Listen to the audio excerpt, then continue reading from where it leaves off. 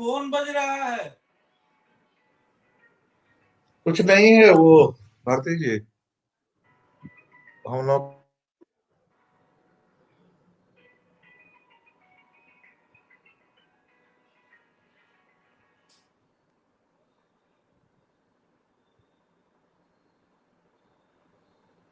शुरू करो अंशु। हाँ, एक मिनट एक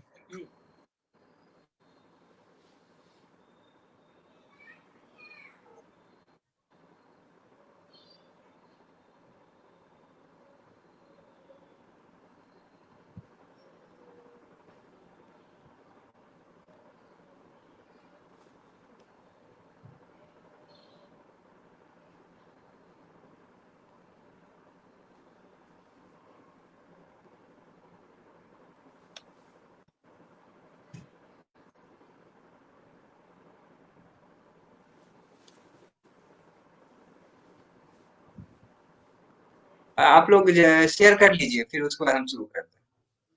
व्हाट्सएप पे मैंने लिंक भेज दिया।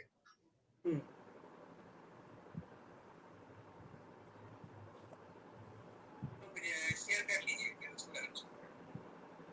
व्हाट्सएप पे मैंने लिंक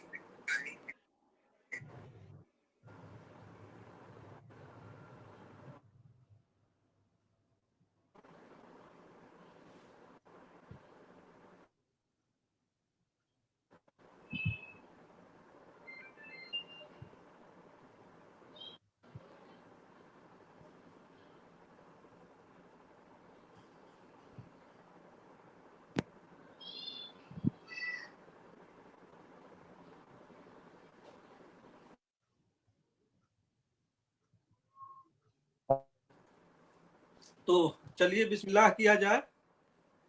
क्या है अब कुछ करना नहीं है ना इसे। सर फेसबुक पे कर लिए सर? फेसबुक पे हाँ, फेसबुक पे शेयर कर लीजिए। ये कैसे होता है? आप मैंने आपको व्हाट्सएप पे लिंक भेजा है, वो लिंक मैं पे कर क्लिक लिया है, आप हम लोग टैग कर लेंगे। अच्छा। बाद में कर लेंगे, क्या करेंगे? ठीक है। जी बाद में कर लेंगे। तो एक शुरू करें। हाँ, एक मिनट।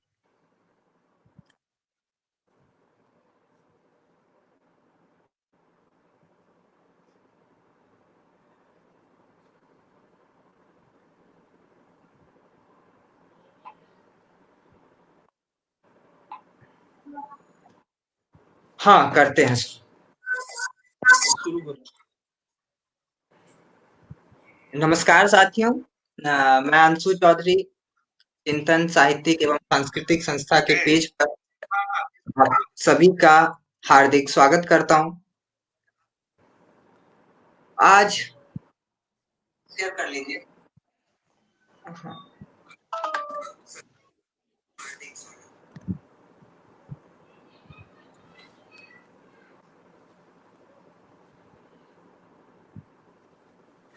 आज हमारे ठीक है,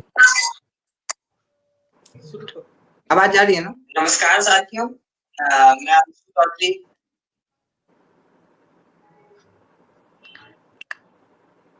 आज हम पुस्तक परिचर्चा में आप सभी का हार्दिक स्वागत करता हूं। हमारे बीच रानेंद्र जी और कुमार मंगलम जी मौजूद हैं। भारतीय शास्त्रीय संगीत का समावेशी चरित्र, इस विषय पर हमारे बीच बात करने के लिए रणेंद्र जी हैं और उनसे बातचीत करेंगे युवा कवि और आलोचक कुमार मंगलम जी। तो मैं कुमार मंगलम जी से आग्रह करता हूं कि इस कार्यक्रम की शुरुआत करें। तो चलिए बिस्मिल्लाह करते हैं। और सबसे पहले मैं यह बता दूं कि यहाँ जो मेरी भूमिका है वो एक ऐसे सूत्रधार की है जहां सिर्फ मुझे संकेत करना है। यह बातचीत पूरी की पूरी रणेंद्र जी से ही बातचीत है, यानी कि सिर्फ मैं दर्शक की ही भूमिका को थोड़ा सा अतिक्रमित करते हुए यहाँ मौजूद रहूंगा और कहीं कहीं संकेत की तरह मैं रणेंद्र जी से आग्रह करूंगा कि सर आप इस तरह इस किताब पर भी बात करें। इसको बंद करना होगा। तो आज मैं अपनी भूमिका दर्शक के साथ ही एक मेक करता हूं और हम भी और आप सबके साथ रणेंद्र जी को सुनेंगे। ग्लोबल गांव के देवता और गायब होता देश, ये दो चर्चित उपन्यास और लगभग एक जमीन का उपन्यास है। उससे रणेंद्र जी ने जो हिंदी साहित्य का कथा जगत है उस पर अपनी एक मुकम्मल और मजबूत पहचान दर्ज की। उसके बाद यह तीसरा उपन्यास अब हमारे बीच पाठकों के बीच आया है, गूंगी रुलाई का कोरस। यह अपने पूर्ववर्ती दो उपन्यासों से बिल्कुल अलग जमीन पर खड़ी हुई होती रचना है। और आप देखें कि उस उपन्यास का जब हम शीर्षक ही पढ़ते हैं, गूंगी रुलाई का कोरस, इस शीर्षक को सुनते ही मुझे दो चीज याद आती है। एक, कबीर याद आते हैं। क्यों याद आते हैं? कबीर ने कहा था, सुखिया सब संसार है, खावे और सोए, दुखिया दास कबीर है, रोए और जागे। और ठीक उसके बाद भारतीय नवजागरण के पुरोधा भारतेंदु की याद आती है, रो वहु सब मिल के आवहु भारत भाई, हा हा भारत दुर्दशा देख न जाई। तो यह जो गूंगी रुलाई का कोरस है, एक तरफ तो मतलब भारतीय नवजागरण के समय चित्कार है और वो बहुत स्पष्ट रुलाई है। कबीर आह्वान करते हैं कि जो मेरे तरह का है, जो मेरे अपने हैं, वो आए और रोए इस संसार को देख करके। लेकिन रणेंद्र तक आते आते यह जो रुलाई है वह गूंगी रुलाई में तब्दील हो चुकी है। यानी कौन रो रहा है और किस मात्रा में रो रहा है, किस इंटेंसिटी के साथ रो रहा है, उस रुलाई का ठीक ठीक स्पष्ट तरीके से पता नहीं चल पा रहा है। ऐसे में और एक इसमें कोरस है, यानी कि एक सामूहिक रुदन व्याप्त है। क्यों व्याप्त है, इसकी आज हम पड़ताल करेंगे रणेंद्र जी के माध्यम से। तो सबसे पहले जो मैं इस बातचीत के सिरा को बढ़ाता हूं इस नुक्ते पर कि यह गूंगी रुलाई का कोरस क्या है, इसकी कौन सी जमीन है और यह क्यों हमारे साथ मौजूद है। मैं आदरणीय रणेंद्र जी से आग्रह करूंगा कि वे अब इस पर बातचीत करें।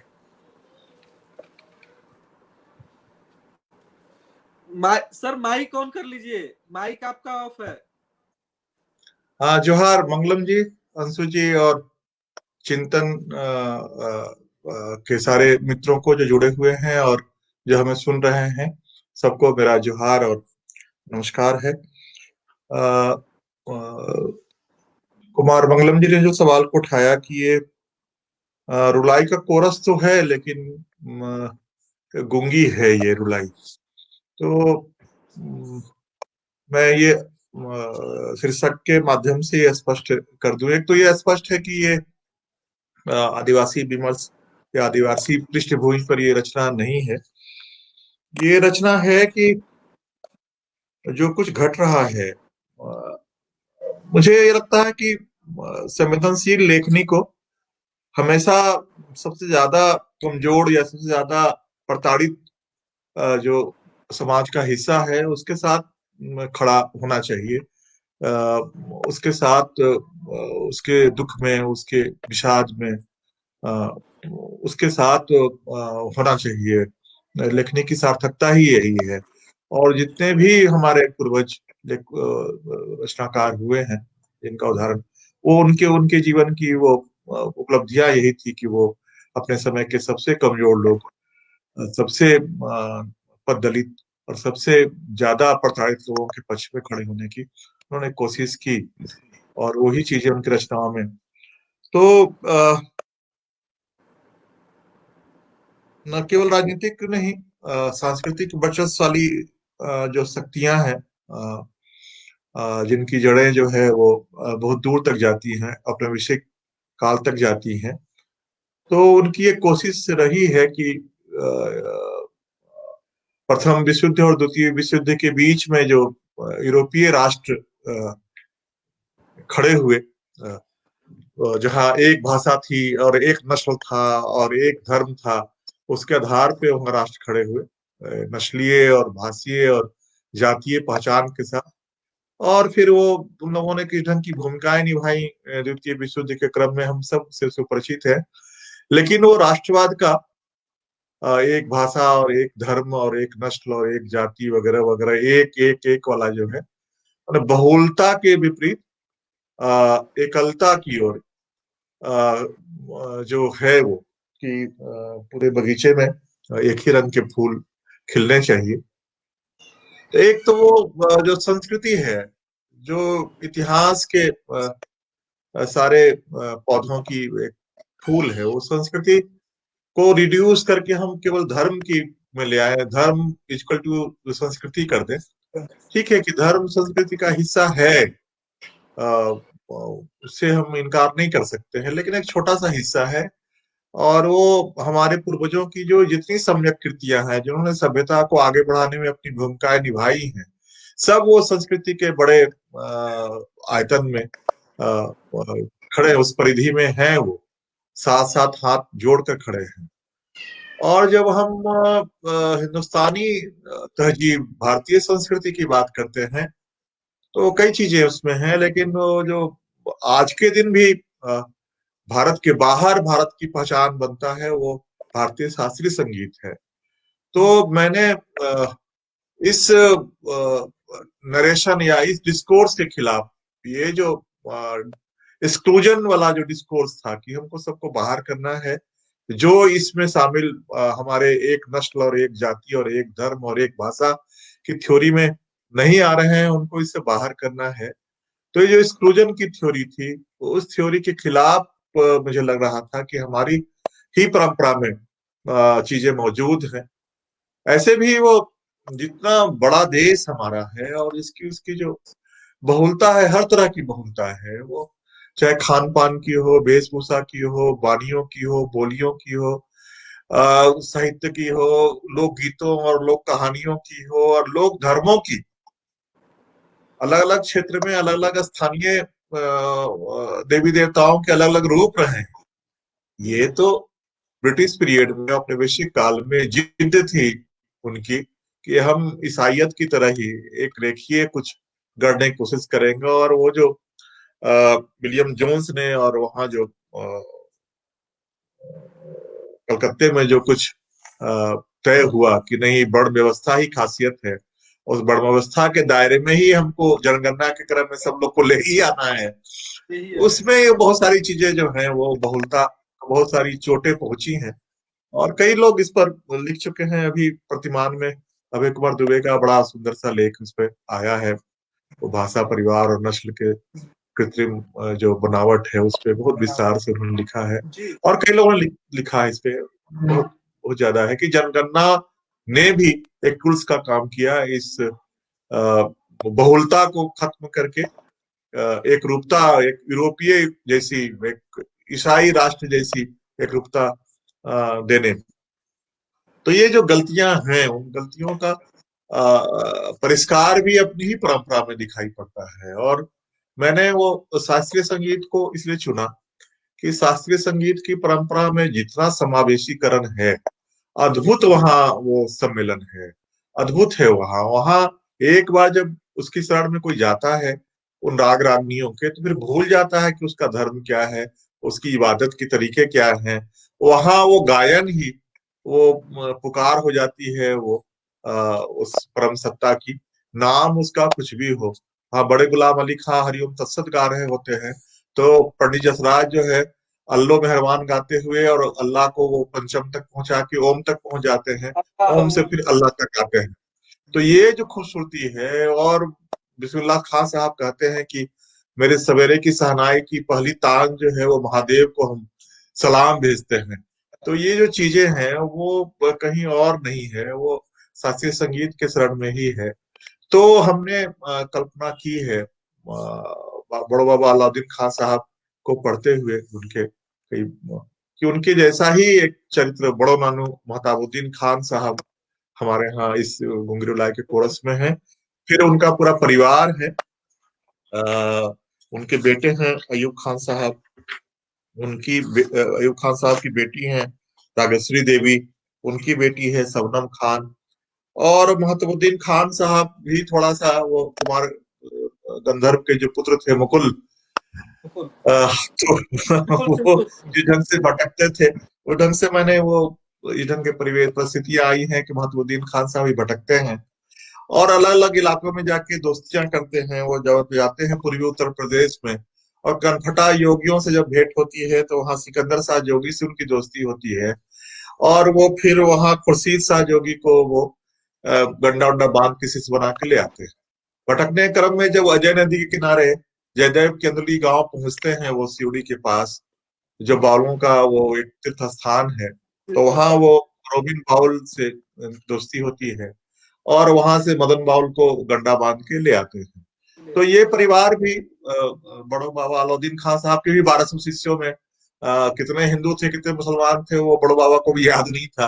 बस शिष्य थे और सिखा रहे थे और अपने प्रतिभा के अनुसार उन्होंने पूरी दुनिया में उसकी खुशबू फैलाई। तो यहाँ भी वही बात है, लेकिन दिक्कत यही है कि समय इस परिवार के लिए जो आज का समय है वो समय वो रक्त पिपासु और उन्मादी समय है जिसमें ये परिवार फंसता है और फिर एक एक करके शहादतें होती हैं। नानू अयूब खान साहब की, फिर जो है वो अब्बू खुर्शीद जोगी साहब की, और फिर वो बाबा मदन बाउल साहब की, और अंत में हमारा जो नायक है दुलारा प्यारा सा कोमल सा, वो कमल कबीर जो है कैसे। तो ये शहादतें होती हैं, ये रक्त पिपासु उन्मादी समय है, इनका बलिदान लेता है और इस कारण से ये रुलाई का कोरस है। किंतु रोने की अनुमति नहीं है, जबरा मारे और रोने भी न दे, तो इस कारण से ये गुंगी रुलाई है। मंगलम जी। वो कुछ इस तरीके से जैसे राजकमल चौधरी अपनी उस कविता में कहते हैं कि लोकतांत्रिक शक्तियां पेट के बल बस झुका देती है। मुझे अक्सर ये लगता रहा है कि भारतीय संस्कृति का जो समावेशी स्वरूप है वो मतलब एक रैखिक तो बिल्कुल नहीं है, वो बहुपर्तीय बहुस्तरीय है। उसमें इतनी अर्थ छवियां विन्यस्त हैं कि उसे सीधे सीधे किसी एक के विभाजन में बांटा नहीं जा सकता। वो चाहे धार्मिक मसला हो या व्यक्तियों के पहचान का मसला हो या किसी भी किस्म जिसे हम जाति कहें, वर्ग कहें, संप्रदाय कहें, वैसे। लेकिन जब भारतीय संगीत की बात करते हैं, ठीक है कि उसका एक चरित्र समावेशी उभर करके सामने आता है, लेकिन उसके अपने अंतर्विरोध भी हैं और उन अंतर्विरोधों को भी आपने इस उपन्यास में दर्ज किया है। मैं चाहता हूं कि अपने इस उपन्यास के ही बहाने उस अंतर्विरोध को भी जो भारतीय शास्त्रीय संगीत के अंतर्विरोध हैं, जैसे जब आप इसके बृहत्तर आयाम को लेते हैं तो नाथ योगी भी भारतीय शास्त्रीय संगीत का हिस्सा बन जाते हैं, बाउल भी हिस्सा बन जाते हैं और जो लोक संगीत है वह भी इसका हिस्सा बनता है। लेकिन जो भारतीय संगीत का अंतर्विरोध है, कई बार वो ख्याल गायकी और ध्रुपद गायकी में भी अंतर करता है। ख्याल गायकी के साथ साथ जो दादरा है उसे उपशास्त्रीय संगीत की तरह बरतता है। तो इसके क्या अंतर्विरोध हैं और ये उपन्यास में कैसे दर्ज हुए हैं, अगर इस पर आप कुछ बात कर सके। दो तीन बातें हैं। तो एक तो महतबुद्दीन खान साहब के प्रसंग में ये बात आती है कि कैसे वो जो उनके साथ जो तबला वादक है वो कैसे उन पर कटाक्ष करता है, उनके खानदान पे और उनके छोटेपन पे, जो उनकी विचित्रता का कारण बनता है। फिर वो चीजें आई हैं कि भातखंडे स्कूल जो है कैसे वो अयूब खान साहब, एक्चुअली वो आप यहाँ आमिर खान साहब की छाया देख सकते हैं अयूब खान पे, बिल्कुल बिल्कुल। और वो कैसे मंच पे उनको हूट किया जाता है और वो कैसे फिर 10 साल तक कमरे बंद होकर रियाज करते हैं और किस ढंग से वो राग रागनियां जो है उनके सांसों में बस जाती है। तो 10 साल का रियाज, और उसी ढंग से उनके शिष्य जो हैं मदन बाउल जब आते हैं कलकत्ता के अभिजात्य शास्त्रीय संगीत के परिवेश में, तो एक तो बाउल होने के कारण, दूसरा जो है वो अयूब खान साहब के शिष्य होने के कारण उनको कोई तरजीह ही नहीं मिलती है वहां, और वो कोई मानने के लिए तैयार नहीं है कि कोई बाउल परिवार से, और जब अयूब खान साहब को ही वो मान्यता देने के लिए तैयार नहीं है। अभिजात्य शास्त्रीय संगीत का जो अंतर्जगत है, तो वो मदन बाउल पछताते हैं और पीछे हटते हैं। और बाउलों की भी जो स्थिति है कि जो उसके दार्शनिक आयाम है, वहाँ जो सहजिया, बौद्ध और सूफी और वैष्णव की जो त्रिवेणी है, तो उस त्रिवेणी से जिसको कोई मतलब ही नहीं है, उसके दर्शन से कोई लेना देना नहीं है, लेकिन बाउल जैसा बेस बनाकर और वो मंच पे वो सारा ऑर्केस्ट्रा लगा के जो बाउल को का बाजारीकरण हो रहा है या हो चुका है, उससे भी वो विक्षिप्त वो उससे नाराज या उस ढंग से वो असंतुष्ट हैं मदन बाउल। फिर उनकी जो अपनी लड़ाई है, तो ये जो लड़ाइयां हैं, जो अलाउद्दीन खान साहब को ही घरानों से सीखने के क्रम में जो अपमान मिले कि जहाँ चप्पल खोला जाता है वहां बैठाकर और अपने भाई भतीजों को अंदर बैठाकर, तो ये घरानों की अपनी संकीर्णताएं थी। बहुत सारे उस्ताद जो थे घरानों के, चाहते थे कि हमारी जो खास चीजें हैं वो हमारे ही भाई भतीजों को मिले, और बाहर के जो शिष्य आए हैं वो थोड़ा सा उनको कमतर मिले या चीजें नहीं मिल पाए। जिन चीजों को उलटने की कोशिश बड़ो बाबा अलाउद्दीन खान साहब ने अपने जीवन में किया, बिल्कुल। कि उन्होंने वो आप देखिए कि हाँ जो बड़ों बाबा के रूप में है, जिनमें हम बाबा अलाउद्दीन खान साहब की झलक देखते हैं। बाबा ने बगैर किसी संसाधन के, बगैर किसी सहयोग के अली अकबर खां भी पैदा किए, अन्नपूर्णा देवी भी पैदा की, और उन्होंने रविशंकर जैसे लोग भी पैदा किए। लेकिन ऐसा और क्या 1200 हुआ? शिष्य, 1200 पन्नालाल घोष से लेके, हाँ, अद्भुत है उनकी शिष्य की और परंपरा जो है।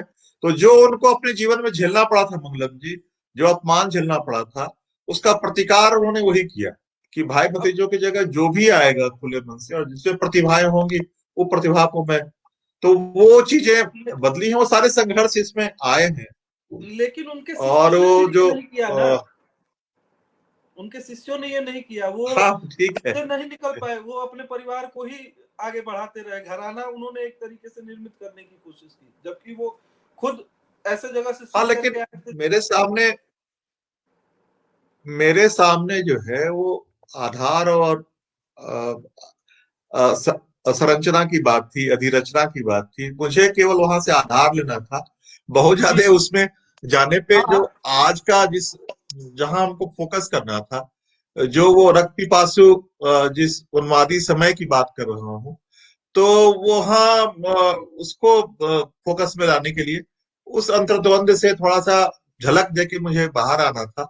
तो केवल झलक ही आती है, लेकिन वो एकदम परफेक्ट जगह है, कोई यूटोपिया है वो यहाँ आपको लगेगा कि नहीं है। वो अंदर में भी बहुत सारी कमियां हैं और वो चीजें हैं, लेकिन उसके जो सकारात्मक पहलू हैं, जी, जिससे हमारी संस्कृति जो है समावेशी बनी, जो जी, हमारे जुड़ाव है इस देश की मिट्टी के लोगों के साथ, वो जुड़ाव कैसे कमजोर किया जा रहा है, ये उपन्यास का वो विषय था। ये चीजें हमने वो वहां से बहुत ज्यादा फोकस नहीं करके नहीं किया। वो वहां से आगे बढ़ने की कोशिश की है। तो अभी और जो जी मंगलम जी कुछ बोल रहे हैं। अ, अभी दो किस्सा है इस संदर्भ में, उसको उसका जिक्र करके फिर मैं उपन्यास की तरफ लौटूंगा। ये किस्सा है पंडित भीमसेन जोशी का, और एक तरफ दूसरा किस्सा है गंगूबाई हंगल का। भीमसेन जोशी का एक कार्यक्रम था, शंकरलाल संगीत समारोह दिल्ली में, और आपातकाल का समय था। दिनमान में सर्वेश्वर दयाल सक्सेना ने उस कार्यक्रम की रिपोर्टिंग की है, और उस कार्यक्रम में सरकार के कुछ प्रतिनिधि भी बैठे थे। सुबह का समय था, असावरी के बाद उन्होंने एक बंदिश सुनाई। सोच समझ नादान, जिस नगरी में दया धर्म नहीं उस नगरी में रहना चाहे, सोच समझ नादान। अगर आप सबने भीमसेन जोशी की गायकी को सुना है, तो आपको ख्याल होगा कि भीमसेन जोशी विभिन्न मुखाकृतियों के साथ गायन करते थे, और उन्होंने इस सोच समझ नादान को जिस विकृति से गाया, उसको दर्ज करते हैं सर्वेश्वर दयाल सक्सेना। भारतीय शास्त्रीय संगीत में यह एक अलग, मतलब एक अलग ही सौंदर्य था कि जब बुद्धिजीवी उस आपातकाल में कुछ भी कहने से घबरा रहे थे, तो दिल्ली के छाती पर बैठ करके भीमसेन जोशी यह कह रहे थे। और वहीं सूरत में तानसेन महोत्सव में बाबरी मस्जिद विध्वंस के बाद गंगूबाई हंगल से एक पत्रकार सवाल करता है, तो गंगूबाई हंगल कहती है कि भाई मैं तो गाने आई हूँ। तो इस समावेशी चरित्र में भी, जो भारतीय शास्त्रीय संगीत का समावेशी चरित्र है, उसमें भी कितना अंतर्विरोध है, कितना अंतर्विरोध है। इस चीज लेकिन से आपने तो पढ़ा है कि हम लोगों ने कोशिश ये की है कि जहाँ वो समावेशी स्वरूप है और बलि दक्कनी की मजार जहाँ जो मैं जिनकी बस वो, वही आता हूँ, मैं अब हाँ वही आ बोलिए रहा हूँ। मंगलम जी, हाँ बोलिए। मैं फिलहाल जहाँ हूँ वो दक्कन का ही क्षेत्र है, मैं हैदराबाद में हूँ, और कुछ साल मैं वहाँ गुजरात में भी रहा हूँ। और उसी दौरान आपसे जो बातचीत हुई थी, क्योंकि वहाँ एक पुस्तक मेला लगा हुआ था और मैं गया था, तो वहाँ जो किताब देखी वो बोली गुजराती, तो उसी समय हमारी आपसे बातचीत हुई थी कि बातचीत के क्रम में मैंने कहा कि मैं तो अब तक वली दक्कनी को ही जानता था, और फिर उसके बाद आपसे बातचीत हुई और उन सिराओं को हम लोग समझ रहे थे। और इस उपन्यास में वली दक्कनी का एक संबंध कमल के साथ जुड़ता है, वो बड़ा रोचक प्रसंग है, आप ही कहें। ये इस उपन्यास में कोशिश ये रही है कि जो जो हमारे संस्कृति के धवल छवि पे जहां जहां वो दाग लगे हैं, वो गोधरा भी यहाँ आया है और कश्मीर से पंडितों का निष्क्रमण भी आया है। एक पक्षीय हम लोगों ने करने की कोशिश नहीं की है, लेकिन बलि दक्कनी है वो केंद्र में। बलि दक्कनी की मजार मैंने उनकी मृत्यु के, वो इतना प्यार कर रहा है गुजरात से कि अपना नाम बदल के बलि गुजराती कर लिया। और 700 पहले जिसकी मृत्यु हुई है उसके उसके मजार से भी इतना खतरा महसूस हो कि उसको ध्वस्त करके और उस पर सड़क बना दी जाए और कोलतार बिछा दिया जाए। और आम जन जो है, लोग लोग कितना वो पागल है कि वहां जो सड़कों का जो विभाजन की जो बनी हुई है, आप ही ने फोटो भेजा था मंगलम जी, कि वो जो रोड डिवाइडर है, और रोड डिवाइडर से अंदाज लगा कि यहीं पे वो मजार होगा। लोग आज भी फूल चढ़ा रहे हैं और अगरबत्तियां दिखा रहे हैं वहां पे। तो उसी जमींदोज बलि दक्कनी के मजार के पास किसी स्कूल या कॉलेज के परिसर में जो अम्मू रागेश्वरी देवी हैं वहाँ कार्यक्रम करना चाह रही है। प्रतीकात्मक ही है वो, जो भीमसेन जोशी कर रहे थे वही काम वहां करना चाह रही है। और वो बलि दक्कनी की नज्म को जैसे उठाती हैं तो वो कालिखे, वो स्याही फेंकी जाती है और वो सॉफ्ट होती है। बाकी बड़ा लंबा प्रोसेस है, लेकिन बार बार वो बलि दक्कनी आते हैं और बलि दक्कनी जुड़े हुए हैं और अंत तक जुड़े हुए हैं, कोमल के शहादत तक जुड़े हुए हैं। बलि दक्कनी का दीवान उसके हाथ में है, जो उसके उसके उस पर आक्रमण का एक कारण भी बनता है, वो अलग प्रसंग है। लेकिन जब वो नानू की हत्या होती है पुणे में, तो वो जो सारा प्रसंग आता है जिसमें वो याद किया जाता है कि आखिर किसकी शुद्धि करना चाह रहे थे मलेच्छों को मारकर, कौन मलेच्छ था और क्या अशुद्धि हो रही थी भारतीय संगीत में। और यहाँ विलाप के तौर पर जो याद किया जा रहा है पूरी परंपरा को, अगर आप अनुमति दें तो मैं उस प्रसंग को पढ़ के सुनाना चाहूंगा। हाँ, तो उसके बाद फिर हम लोग बातचीत पर वापस लौटेंगे, ये ज्यादा बेहतर रहेगा। कुछ ही वर्ष पहले की तो बात है, जब पुणे से वह मनहूस खबर आई थी, हम सबों के नानू उस्ताद अयूब खान की हत्या हो गई है। पंडित विष्णु दिगंबर पुलस्कर और उनके शागिर्द पंडित विनायक राव पटवर्धन से जुड़े शहर पुणे में नानू की हत्या। हर साल की तरह एक संगीत समारोह में भाग लेने गए थे नानू, और हमेशा की तरह ही अपने पुराने साथी डॉक्टर मांजरेकर के घर ठहरे थे। डॉक्टर मांजरेकर की भी अजीब हस्ती। मेडिकल की ऊंची पढ़ाई करने के बाद भी प्रैक्टिस नहीं करते थे। उनका कहना था कि देह के रोगों का इलाज तो कोई भी डॉक्टर कर देगा, मुझे मन की तो दिमाग की बीमारियां ठीक करनी है। लोगों के दिमाग में बसे हुए अंधविश्वास, भूत प्रेत, जिन चुड़ैल, ओझा गुनी, पीर फकीर जैसे बैक्टीरिया वायरस को खत्म करना है। उनसे इस देश में हजारों सालों से फैली बीमारियों को दूर भगाना है। उन्होंने करीब 25-30 साल पहले वैज्ञानिक चेतना विकास समिति का गठन किया था। दशकों के अथक मेहनत के बाद उनका संगठन न केवल महाराष्ट्र बल्कि अन्य राज्यों में भी सक्रिय हो गया था। शहरों में कॉलेज यूनिवर्सिटी के बच्चे बच्चियां अंधविश्वास विरोधी जत्थे निकालती थी और डॉक्टर मांजरेकर की वैज्ञानिक चेतना के संदेश को सुदूर गांव तक फैलाने की कोशिश कर रही थी। उनके ही आंदोलन के दबाव से राज्य विधानसभा ने जादू टोना विरोधी विधेयक पारित किया था, लेकिन दूसरी ओर उन्हें नापसंद करने वालों की संख्या भी बहुत बड़ी थी और लगता है वो दिन दूनी रात चौगुनी बढ़ती ही जा रही थी। नानू ने ही कभी बातचीत के दौरान बताया था कि उन्हें अक्सर धमकी भरे फोन, चिट्ठियां, ईमेल आते रहते हैं, लेकिन मांजरेकर साहब ठहरे जिंदा दिल, हौसले वाले। उन्होंने कभी सरकार की सिक्योरिटी रखने की पेशकश को मंजूर नहीं किया। मौत का तो एक दिन मुकर्रर है, उसके लिए इतनी बेचैनी क्यों, परेशानी क्या? और मुकर्रर दिन आ गया। हत्यारे दरअसल उन्हें ही मारने आए थे। दोनों साथी नानू और डॉक्टर साहब सुबह सवेरे टहल कर लौट रहे थे कि घर में घुसने के पहले गोलियां चलने लगी। खबर यह भी थी कि केवल दोस्त को बचाने में नानू ने गोलियां नहीं खाई थी, बल्कि हत्यारे उन्हें भी पहचानते थे। उन पर गोली चलाते समय कुछ शुद्ध उद्ध करने की बात चिल्ला चिल्ला कर कही गई थी कि इन मलेच्छों से मां शारदे के मंदिर को शुद्ध करना है। चश्मदीदों की गवाही में भी यह शुद्धता वाली बात आई थी। अखबारों ने भी इसे बॉक्स में छापा था।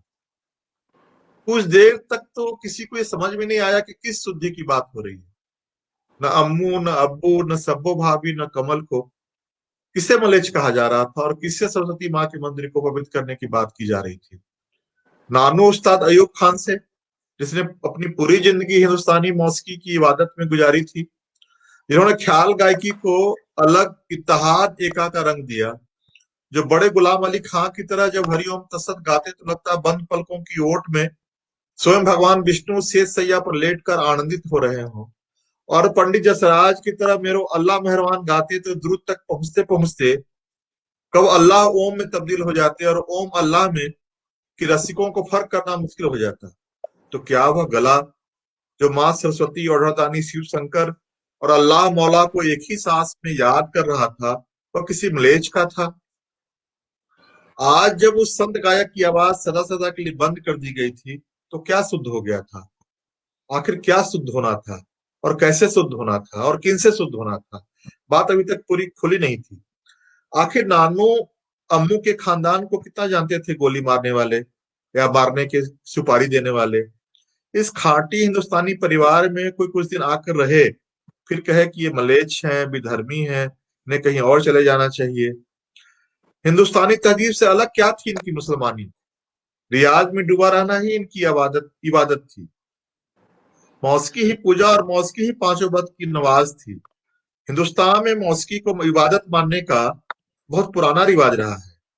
इस खानदान से तो कभी किसी ने कहीं पूछा ही नहीं था, किंतु सहारनपुर घराने के डागरों के पुरुष उस्ताद अल्लाह बंदे खां से उनके छोटे बेटे रहमुद्दीन खान ने एक बार पूछा था, उन्हें नमाज वगैरह में दिलचस्पी क्यों नहीं है? उन्होंने बड़ी संजीदगी से जवाब दिया था कि मेरा मजहब मेरे गाने से अलग नहीं है। मेरे लिए यही इबादत, यही नमाज, यही मौला की पुकार है। गान में तो हर पल डूबा ही रहता हूँ, फिर अलग से नमाज की क्या जरूरत है? अगर भारतीय संगीत को सारे मलक्षों के स्पर्श से मुक्त होना था, इसे परम पवित्र और शुद्ध करना था, वेद माता की जय बोलते हुए पुनः साम गान, मार्गी गान और प्रबंध गान की ओर पीछे लौटना था, तो बहुत ही मेहनत की जरूरत थी। पहले तो एक टाइम मशीन का जुगाड़ करना था, जिसमें बैठकर प्राचीन काल में पहुंचा जा सके, और उस वक्त के जो संगीतकार शक और पुलिंद रागों को भारतीय संगीत में जोड़ रहे थे, उन्हें कड़ाई से मना करना था। दरअसल अशुद्धि की शुरुआत हमारे उन्हीं नालायक पूर्वजों ने शुरू की। फिर जिन्होंने सालाग शुद्ध प्रबंध गान से ध्रुपद का विकास किया, उन्हें भी रोकने की आवश्यकता थी, क्योंकि प्रबंध गान की इस गंगोत्री से निकली ध्रुपद की गंगा को मध्यकाल के मैदानी भाग में पहुंचते गंदा हो जाना था। हर निर्झर की धारा का अशुद्ध होना उसकी नियति है, जिसकी शुरुआत 13वीं सदी में देवगिरी के महान गायक गोपाल नायक और दिल्ली के अमीर खुसरो के मेल होते ही हो गई। चुपके से ईरानी संगीत का इत्र भारतीय शास्त्रीय संगीत के गंगाजल में आन मिला।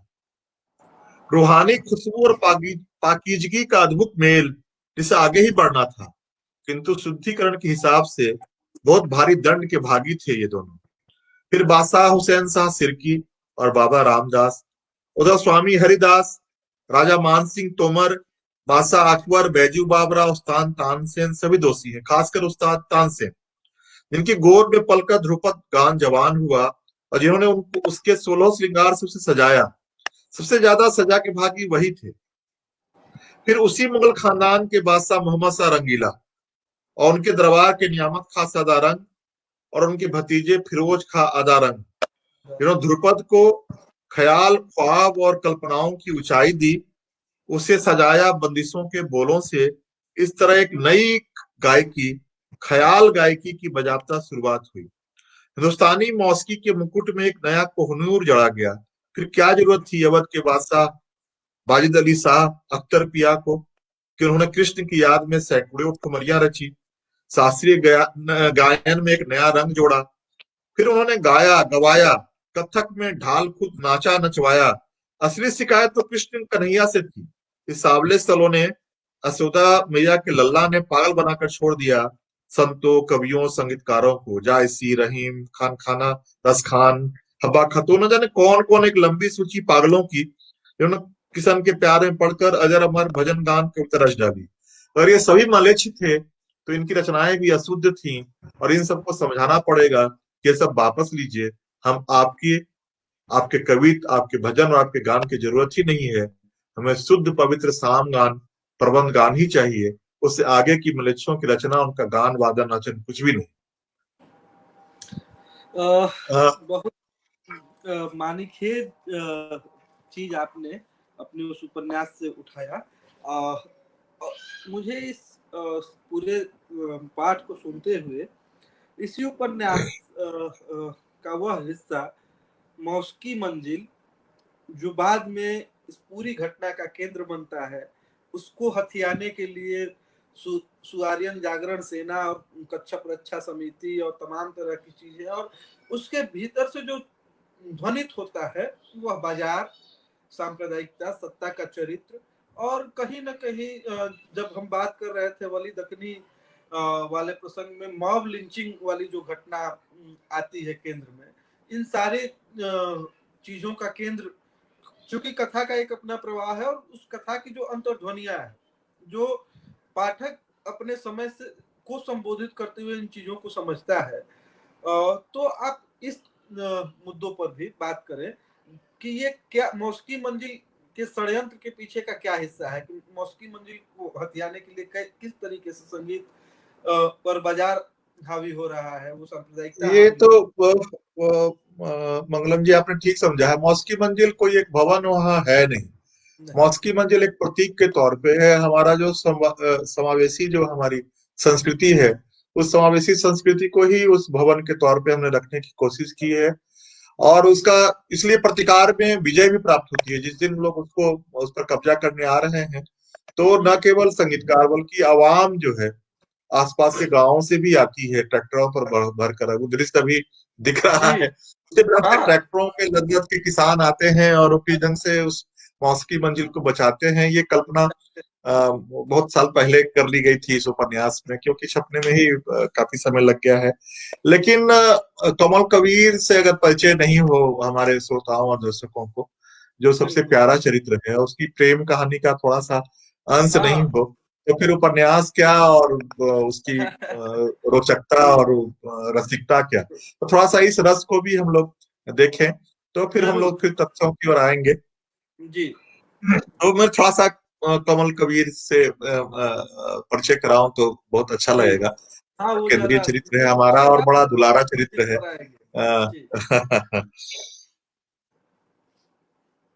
एक तो हर अध्याय की शुरुआत कुछ कविता की पंक्तियों से या गीतों दोहों से होती है। उस पर आऊंगा, उस पर बातचीत करूंगा। ये अध्याय 4 का वो अमीर खुसरो के पंक्तियों से हुई। खुसरो रैन सुहा की जागी पी के संग, तन मेरा मन पीयू का, दो भय एक रंग। बेचारा कोमलदा, उसे सुआरियन सेना के लोगों के साथ जब तक होने वाली बहसों के पहले किसी ने ये याद नहीं दिलाया था कि उसका धर्म क्या है, उसकी जाति क्या है। वैसे भी उसका पूरा नाम कमल कबीर था, वीरभूम के नामी बाउल रवीन दादू का पोता और संगीत महाविद्यालय के उस्ताद मदन बाउल का इकलौता चिराग। स्कूल के रजिस्टर में बाबा ने बाउल की जगह लिखाया कबीर, तो वो कमल बाउल से कमल कबीर हो गया। हालांकि उसका बहुत मन था कि नाम ही बदलना है तो अपना नाम वो लालन रख ले, लालन कमल। ना ना ना, लालन कबीर या कमल लालन, ना लालन कमल ही ठीक। या फिर निताई रख ले, निताई कमल या मिताई। या कमल गौर कैसा कैसा रहता, या कमल चैतन्य, भीषण भालो। क्या नाम कमल चैतन्य, किंतु उसके मुंह से बोल ही नहीं फूटता था। ननिहाल चुर जाता तो उसका मन होता कि वो अपना नाम सीधे सीधे नजरुल इस्लाम ही रख ले। अब मन का क्या, मन तो क्या ना क्या सोचता रहता, कैसा कैसा करता रहता। मन करता कि जब कोई उसका धर्म जाति पूछे तो वह भी अपने पुरखे लालन फकीर की तरह चिल्ला कर कहे। सब पूछते लालन फकीर हिंदू या मुसलमान, लालन कहे जानू न मैं मेरा क्या संधान। लेकिन लगता है माँ की तरह उसे भी घुट्टी में पिलाया गया था कि मन को मारो, चुप रहो, जब्त करो। जो बाबा कहें वो सच, जो दादू कहें वो सच, बाकी सब झूठ। उसे भालो छेले बनना था, जैसे माँ को भालो बहू, अच्छी बहू। दोनों ने केवल सिर हिलाना सीखा था, सपने में भी ना नहीं बोला, कभी मन की बात नहीं कही। बस फिर क्या, सब भालो भालो। कमल खोका खूब भालो, मदन बहू खूब भालो। लेकिन कमल जितना अपनी माँ को जानता था उतना बाबा और दादू क्या जानते। माँ अपने मन के खाते खतियान में साल भर का हिसाब लिखती रहती और माँ मनसा की पूजा के दिनों में सब वसूल लेती, हिसाब किताब बरोबर। कमल ने एक दिन मूड में माँ की कहानी सुनाई थी। हमारे गांव धुरिसा में माँ मनसा की पूजा सावन माह के आखिरी दिनों में बड़ी धूमधाम से संपन्न होती। 3 दिनों तक चलने वाली इस पूजा में बत्तख की बलि चढ़ती थी। खास बात यह थी कि माँ पर माँ मनसा की सवारी आती। ये पूजा स्थल पर जाकर बाल फाल फैलाकर झूमने लगती। साल भर चुप रहने वाली माँ कितना कितना बोलती, बोली बानी सब बदल जाती, सबका भूत भविष्य सब बाँचने लगती। बाबा दादू से कितना कितना साड़ी संदेश रसोगुल्ला सब उसी अवस्था में वसूल लेती। बड़ा होने पर मुझे सब समझ में आने लगा था। साल भर जो भी खाने पीने पहनने ओढ़ने का मन करता, माँ मनसा के सवारी के बहाने सब पूरा कर लेती, हिसाब किताब बरोबर। कमल के गप में माँ मनसा और माँ अक्सर आया करती थी, लेकिन अभी तक कमल अपने मन की बातों को पूरा करने का उपाय नहीं ढूंढ पाया था। सचमुच में खूब भालू छिले था, नाटक करना, झूठ बोलना, लोगों की बात काटना सीख नहीं पाया। आदमी को इतना अच्छा भी नहीं बनना चाहिए। दादू ने कहा कोमल गाना सीखेगा, कमल सवेरे 3 बजे रियाज के लिए हाजिर। 12वीं पास करते बाबा ने कहा खोखा इंजीनियरिंग पढ़ेगा, कोमल कंपटीशन की तैयारी में भिड़ गया। दूसरे साल Symbiosis institute of media and communication Pune के इंजीनियरिंग कॉलेज में साउंड इंजीनियरिंग का ब्रांच भी बाबा की पसंद से। क्लास में उतनी नामी गायिका पद्म विभूषण विदुषी रागेश्वरी देवी की बेटी शबनम खान। पर्सनालिटी ऐसी कि सब 2 हाथ दूर ही रहते। 5 फीट 7-8 इंच की ऊंचाई, एकदम देवी माँ जैसा रूप रंग, खूब बड़ी बड़ी आंखें, घुटनों तक लंबे घुंघराले बाल, खूब घनी भौहें, बस नाक सुतवा नहीं, पहाड़ियों जैसी। उसके ऊपर नानू उस्ताद अयूब खान साहब जैसे गंभीर भाव भंगिमा। अम्मी जान के देश विदेश से लाए एक से एक ड्रेस एक अलग आतंक का माहौल बना देते। करेला पर नीम यह कि गुस्सैल भी, किसी ने दोस्ती करनी चाहिए ना उसने किसी को तरजीह दी। 6-7 माह बाद लाइब्रेरी में मिस खान ने ही आवाज दी थी, ए छेले की नाम, ओ कोमल जरा सा मेरा ये प्रॉब्लम देख लो। यानी पहले दिन से ही आदेश देने वाली अदा। कमल जरा सा कमल बेचारा, उसे तो पैदा होते आदेश सुनने की आदत, एकदम नेचुरल घर जैसी फीलिंग, कोई दिक्कत नहीं, कोई ईगो फीगो नहीं, कोई किंतु परंतु नहीं। मिस खान की पढ़ाई की तकलीफें अब कमल कबीर के जिम्मे।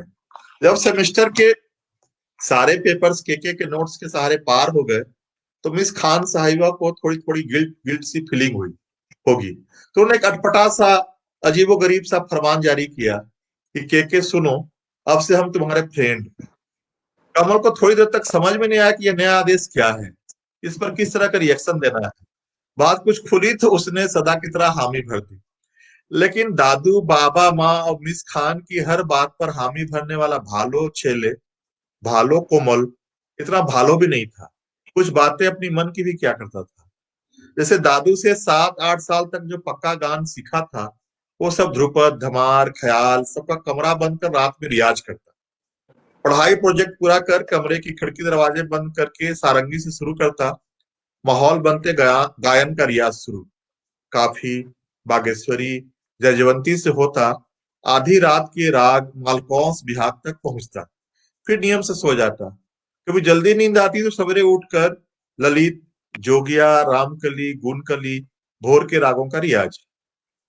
लेकिन उस भोर में बात छुपी नहीं रह गई। उसे ठीक ठाक याद है कि राग जोगिया के कोमल धैवत पर था कि कोई किवाड़ खटखटाने लगा। पहले धीरे धीरे, फिर जोर जोर से उसे उठना ही पड़ा। बड़ी खीज हुई, न जाने कौन है। अगल बगल के कमरों के बैचमेट्स तो धूप धूप चढ़े 8 साढ़े 8 बजे तक सोते थे। बैचमेट्स ही क्यों, लगभग पूरे हॉस्टल का यही हाल था। फिर जैसे तैसे ब्रश फ्रश करके करते ब्रेड आमलेट भकोसते हाफ पैंट्स में ही क्लास में। यह इतना आम मंजर था कि अब कोई चौंकता भी नहीं था। लड़कियों ने भी मान लिया था कि नालायक इडियट्स ऐसे ही हैं, नहीं सुधरने वाले। अब भालो छेले कोमल ही पूरे ड्रेस में ऑड लगता। बैचमेट्स टीज करते, गुस्साते, हार कर कमल भी हाफ पैंट स्लीपर में ही क्लास जाने लगा। दरवाजा खोलते ही सामने मिस खान। अभी अभी तो ठीक से उजाला भी नहीं हुआ था। सूर्योदय के ठीक पहले का गहरा अंधेरा। क्यों, कैसे अभी सोच ही रहा था कि मिस खान उसे हल्के से ठेलते हुए कमरे में अंदर घूम घूम कर कभी सारंगी, कभी तानपुरा, कभी हारमोनियम देखने लगी। अजब गजब मंजर थे। उनका चेहरा स्क्रीन बना हुआ था, उस पर तरह तरह के रंग आ जा रहे थे। कभी बैजनी, कभी नीला, जामुनी, कभी लाल। चेहरा इंद्रधनुष में तब्दील होता जा रहा था और आंखें फैल कर कानों तक पहुंच गई थी। पहली बार भालो कमल कमल कबीर और के मिस खान के सामने नर्वस नहीं था। उसके स्क्रीन के छन छन बदलते रंगों को देखकर मजा आ रहा था। कुछ मिनटों के बाद ही मिस खान के मुंह से बोल क्या, केवल हंसी के बुलबुले फूटे। वह तो बस हंसे ही जा रही थी।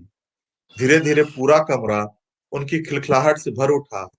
अपने रोम रोम से खिलखिलाती मिस खान नीचे चटाई पर बैठ गईं और तानपुरा उठा लिया। कोमल धैवत से आगाज किया। राग जोगिया अपने कोमल धैवत के साथ कमरे में खुद पधार कर भक्ति बिखराने लगी। सूरत बिसरे नाही मन सो, हृदय उपजे आस दर्शन। तो ये एक भेंट जो एक तरह से नायक नायिका की है, उसका एक अंश मैंने आपको सब लोगों के लिए। इस उपन्यास को पढ़ते हुए एक सुखद आश्चर्य मेरे लिए यह था कि आपने अमूमन जिन बंदिशों का इस्तेमाल किया है विभिन्न रागों के संदर्भ में, वो बेहद प्रचलित बंदिश तो नहीं है। बहरहाल मैं वापस आता हूँ इस उपन्यास में। जब यह उपन्यास आगे बढ़ता है और उसमें जो स्त्री चरित्र है, खास करके सब्बू, कालिंदी और आगे जब कथा सूत्र बढ़ता है उन चरित्रों में, और एक जगह उस संगीत के साथ बाजार का एक मेक चीज सिस्टरहुड के नाम से आता है, जो अभी मतलब अगर उसको देखा जाए तो उसमें उनकी छवि कौशिकी चक्रवर्ती वगैरह के ग्रुप की छवि दिखेगी, वो अलग मसला है। तो उन स्त्री चरित्रों को लेकर के जो उपन्यास में ट्रीटमेंट है उस पर कुछ बातचीत कीजिए, खास करके सब्बू भाभी और कालिंदी के संदर्भ में। उपन्यास और कहानी और कथा रस को बढ़ने के लिए कुछ तो वो चीजें उस ढंग से होंगी ताकि वो पाठकों को बांध के रखा जा सके। और कालिंदी का जो चरित्र है उसमें वो जिस ढंग से स्वाभाविक रूप से आता है, वो संयुक्त परिवार के घरों में आप सब लोगों ने महसूस किया होगा कि ननिहाल में जो मामियां होती हैं उनके नैहर में जो बेटियां होती हैं तो उसके लिए वो अपने भगनों में वो ढूंढते रहती हैं कि किस भगने के साथ अपने भाई की बेटी की हम वो शादी वादी ठीक कर रहे। ये बहुत कॉमन है उत्तर भारत के संयुक्त परिवारों का जो नजारा है। और उस समय जब ननिहाल में लोग गर्मी की छुट्टियों में लंबे समय तक जुटते थे, वो तो अब चीजें धीरे धीरे गायब हो रही हैं। तो उस समय ये या शादी विवाह में जब कई परिवार आए हुए होते थे तो इस ढंग की चीजें अक्सर वो दिख जाती थी कि जिनके यहाँ विवाह योग्य बच्चियां हैं वो अपने परिजनों के बीच में ही, दूर के रिश्तेदारों में जो सीधे सीधे मातृकुल और पितृकुल से जुड़ाव जिनका नहीं है, तो उसमें वहाँ वो तो उसी ढंग से कालिंदी जो है, ये चुरुलिया जो ननिहाल है कोमल का, उसकी जो 5 मामियां हैं और उन मामियों की जो भतीजियां हैं, तो उसमें वो बड़ी मामी की वो भतीजी है और वो शादी में आई हुई है, और उसका जो आकर्षण है उसमें आया है, वो किस ढंग से आकर्षित होती है। कलकत्ता की एक बड़े कॉलेज में पढ़ने वाली, और एनसीसी और वो बहुत सारी चीजें, सारा कुछ उसमें गुण है, और उससे ठीक उल्टा है वो। जितना वो आक्रामक है, जितना वो एक्सट्रोवर्ट है, बोलने वाली है, कोमल एक छोटे कस्बे का और एक बहुत ही संकोची, और तो ये जो अ, विपरीत क्या जो आकर्षण है, आकर्षण जो वो ये बहुत वो बहुत ही स्वाभाविक भी है। वो अक्सर इस ढंग के विपरीत के आकर्षण में ही वो चीजें एक दूसरे को आकर्षित करती हैं, खचित और वो जी यहाँ फलता है, लेकिन वो शादी नहीं हो पाती है, और किस ढंग से सबनम मिलती हैं प्रेम वहाँ इंजीनियरिंग का कॉलेज तंतु में। जो है वो बचा रहता है उस संबंध में। हाँ, आगे लेकिन वो तो बचा रहता है वो, और उसके कारण से वो तनाव भी आता है, जिस ढंग से उपन्यास आगे भी बढ़ता है, उस कारण से डिप्रेशन में भी जाता है कोमल। और वो लेकिन सुयार्यन सेना का जो सबसे बड़ा वो है इस उपन्यास में, वो कालिंदी के साथ उसका विवाह होता है या वो करता है, और इस ढंग से कालिंदी के ढंग से बड़ी भूमिका निभाती है इस उपन्यास में, सारी चीजों को आगे बढ़ाने में या सुयार्यन सेना के भीतर के षड्यंत्रों को ऊपर करने में। तो एक ये भी नहीं है कि केवल एक प्रेम के लिए या एक प्रेम के त्रिकोण खड़ा करने के लिए कालिंदी आती है। जी कालिंदी का चरित्र जो है पूरा विकसित होता है, और बड़ा ही खूबसूरत ढंग से आपको वो अंततः जो है वो बहुत ही सकारात्मक, जो कुछ खास चरित्र इसमें हैं जिससे आपको प्यार हो जाएगा, वो कमल कबीर हो या अब्बू खुर्शीद जोगी हो या जो है वो कालिंदी हो, तो कालिंदी इनसे आपको प्यार होना ही होना है, जिस ढंग से खूबसूरती से ये अपनी भूमिका या इस ढंग से वो गढ़े जा सके हैं मेरे विनम्र प्रयास के कारण। तो वो है कि जब तक प्रेम का त्रिकोण नहीं आएगा, तो रचनाएं आगे बढ़ाने में थोड़ी सी दिक्कत ऐसा होती है। दिक्कत ये चीज वहां गायब होता देश में भी था, उस कारण से हाँ वहां भी कहानी आगे बढ़ी थी। तो वो थोड़ा सा यहाँ मैंने सहज रूप से करने की कोशिश की है। इस श्री प्रकाश उपन्यास शुक्ल जी है, नमस्कार जी।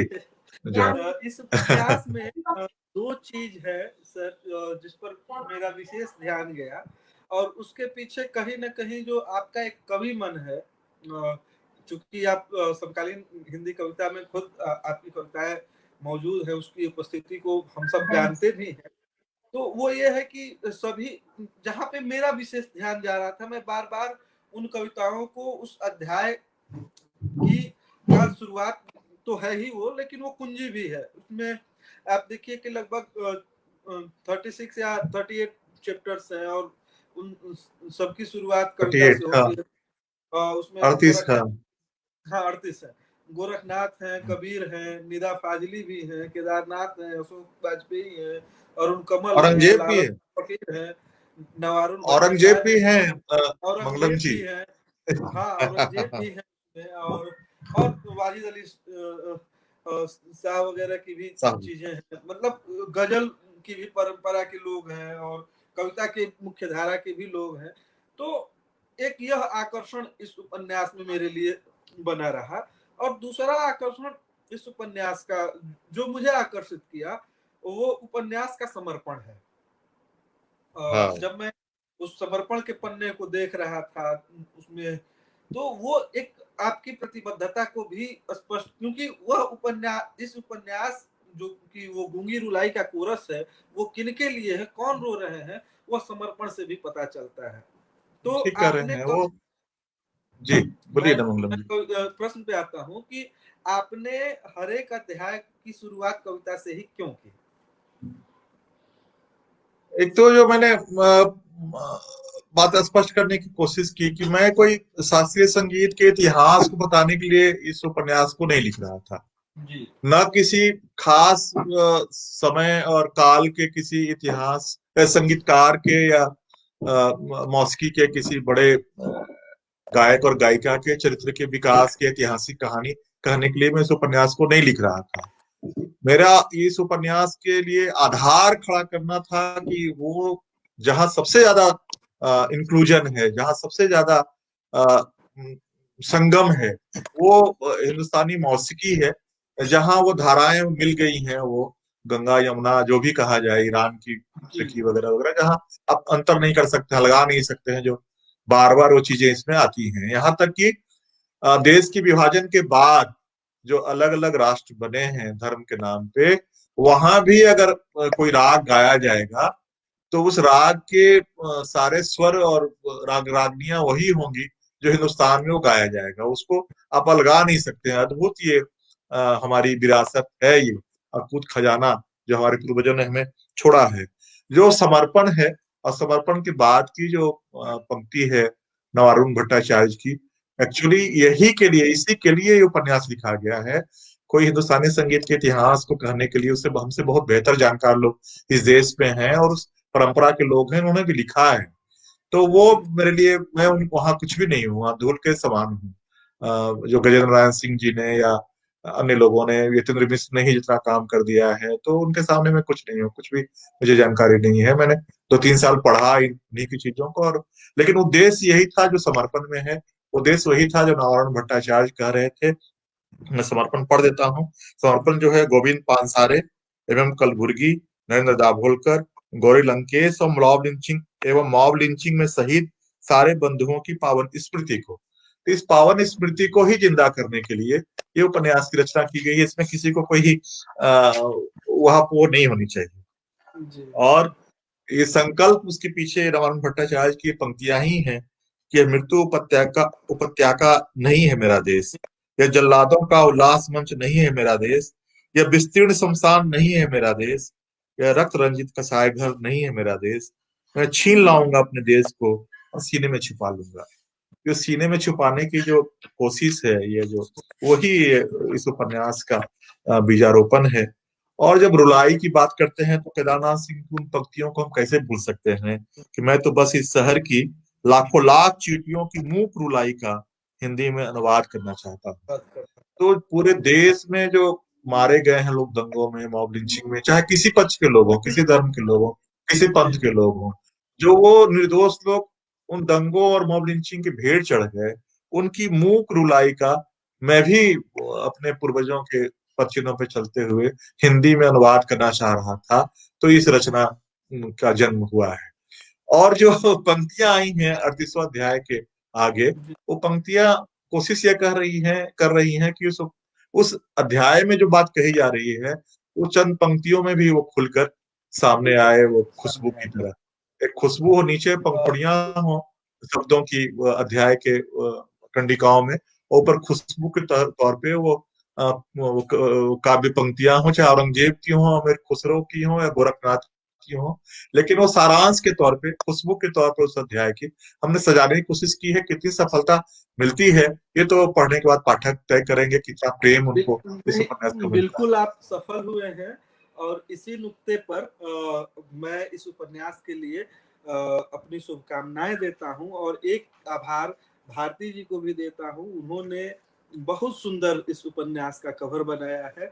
तो पाठकों की ओर से, चिंतन संस्थान की ओर से इस उपन्यास की सफलता के लिए शुभकामनाएं। आपके आपके प्रति आभार। बहुत बहुत धन्यवाद सर, आप ने समय निकाला, मुझसे अंत में बातचीत मैं की। थोड़ा सा इब्राहिम आदिल शाह द्वितीय जो थे बीजापुर के, जहाँ आप हैं जिस जी इलाके में, जी। हाँ वहाँ हाँ। इब्राहिम आदिल शाह द्वितीय हुआ करते थे। जी और वो अपने को सरस्वती पुत्र कहते थे, जी। और वो गुरु गणेश की आराधना करते थे, और उनका जो भी फरमान जारी होता था उस पे जी बजाबता वो सरस्वती की वंदना होती थी। और वंदना वो होती। शास्त्रीय गायन के उस्ताद थे, 10,000 उनके शिष्य थे, और वो उनकी पढ़ाने की, सिखाने की अपनी अपनी शैली थी। लेकिन उन्होंने बीजापुर का नाम विद्यापुर कर लिया था, और उन्होंने माँ सरस्वती सरस्वती की आराधना में कुछ गीत भी, पंक्तियां भी लिखी थी। उनको पढ़ते हुए, इब्राहिम आदिल शाह द्वितीय को याद करते हुए, या हनुमानगढ़ी को बचाने वाले बाजिद अली शाह को वाजिद याद अली। करते हुए, जो उनकी छवि छवि जो है जी अजब तरह से प्रभाग्रस्त बना दी गई है। उन जिहादियों को नष्ट करके मार के 300-400 जिहादियों को जिनसे हनुमान गढ़ी बाजी अली शाह ने बचाया था, वो हमारे इतिहास के पन्नों में क्यों नहीं है? इब्राहिम आदिल शाह द्वितीय जो सरस्वती पुत्र और गुरु गणेश के शिष्य थे, वो क्यों नहीं है? तो कुल पंक्तियां जो सरस्वती की प्रशंसा में इब्राहिम आदिल शाह द्वितीय जो सरस्वती पुत्र थे उन्होंने लिखा है, उसको दोहराते हुए जी उसका अनुवाद मैंने किया है, वो अंग्रेजी की पुस्तक थी। भाषाएं जी बहुतेरी हैं किंतु भावों का आग्रह एक है। सौभाग्यशाली वही है जिस पर देवी सरस्वती की कृपा बरसती हो। सौभाग्यशाली वही है जिस पर देवी सरस्वती की कृपा बरसती हो, चाहे वो ब्राह्मण हो या तुर्क। हे इब्राहिम, इस संसार को केवल ज्ञान चाहिए। हे इब्राहिम, इस संसार को केवल ज्ञान चाहिए। शब्दों की सत्ता के बारे में दृढ़ निश्चयी हृदय से चिंतन करो, सबों की मदद करो, और सरस्वती की कृपा चाहे ब्राह्मण हो या तुर्क हो सब पर बरसती रहे। ये जो कामना है इब्राहिम आदिल शाह द्वितीय की, इसी कामना और इन्हीं पंक्तियों के साथ और हमारे हिंदुस्तानी मौसीकी और हिंदुस्तानी तहजीब की जो समावेशी प्रकृति रही है, उसके प्रति सलाम और जोहार और प्रणाम जी करते हुए मैं अपनी बात खत्म करना चाहूंगा और अपना सशक्त आभार प्रकट करना चाहूंगा आप लोगों के प्रति कि आपने अभी सद्य प्रकाशित अ, उपन्यास के प्रति अपना प्रेम जाहिर किया और इतना समय दिया। जोहार और आभार। अरे इस बातचीत में शुक्ला सर और नरेंद्र पुंडरीक, भरत जी और तमाम लोग बने रहे, उनके प्रति भी मैं अपना आभार प्रकट करता हूँ। आप सब का सहयोग हमें यूं ही मिलता रहे। चिंतन ने यह परिचर्चा आयोजित की। हम लोग इसी बहाने इस कठिन समय में एक दूसरे के सामने भले ही आभासी माध्यम में बने, यह एक सुख का मौका है। आप सबके प्रति आभार। अंशु।